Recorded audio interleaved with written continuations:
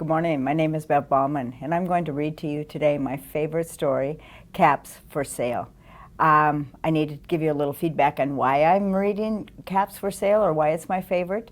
My father wore a cap every day. Very seldom saw him without one, and so this is just very appropriate, and it just reminds me of him.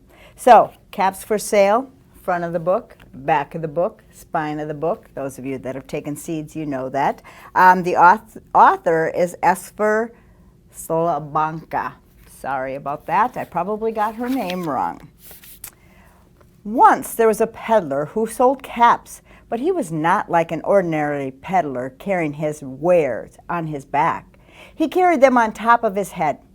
First, he had on his own checkered cap, then a bunch of gray caps, then a bunch of brown caps, then a bunch of blue caps, and on the very top, a bunch of red caps.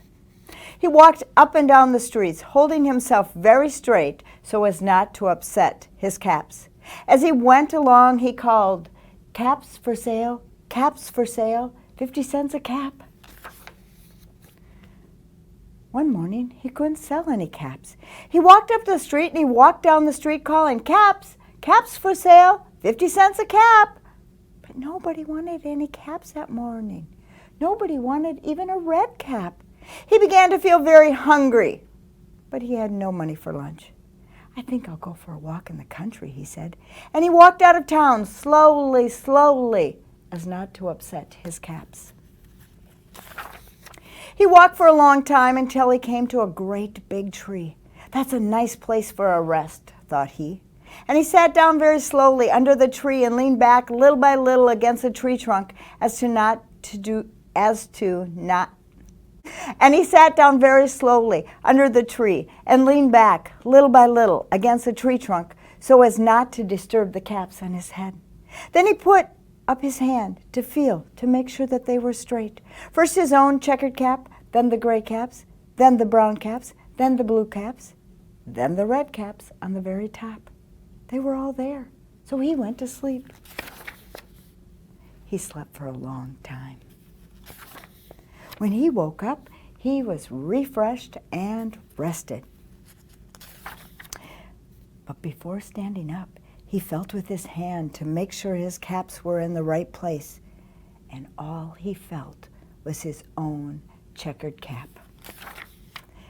He looked to the right of him, no caps. He looked to the left of him, no caps. He looked in the back of him, no caps. He looked behind the tree, no caps.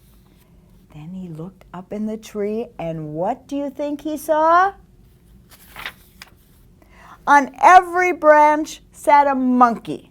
On every monkey was a gray or a brown or a blue or a red cap.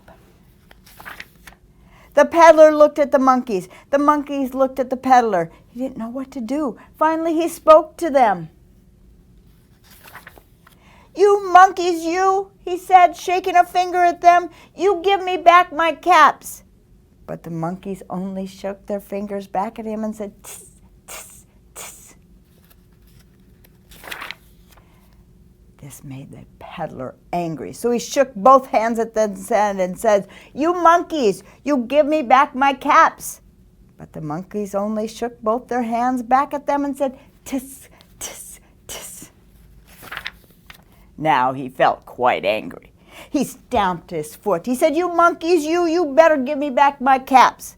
But the monkeys only stomped their feet back at him and said, "Tisk, tisk, tisk." By this time, the peddler was really very angry. He stomped both his feet and he shouted, "You monkeys, you must give me back my caps." But the monkeys only stomped both their feet and went, "Tisk, tisk, tisk." At last, he became so angry that he pulled off his own cap, threw it on the ground, and began to walk away. But then each monkey pulled off its cap, and all the gray caps, and all the brown caps, and all the blue caps, and all the red caps came flying down out of the tree. So the peddler picked up his caps and put them back on his head. First his own checkered cap, then the gray caps, then the brown caps, then the blue caps, then the red caps on the very top. And slowly, slowly he walked to town, calling, "Caps, caps for sale, 50 cents a cap." I hope you enjoyed that story. Have a great day.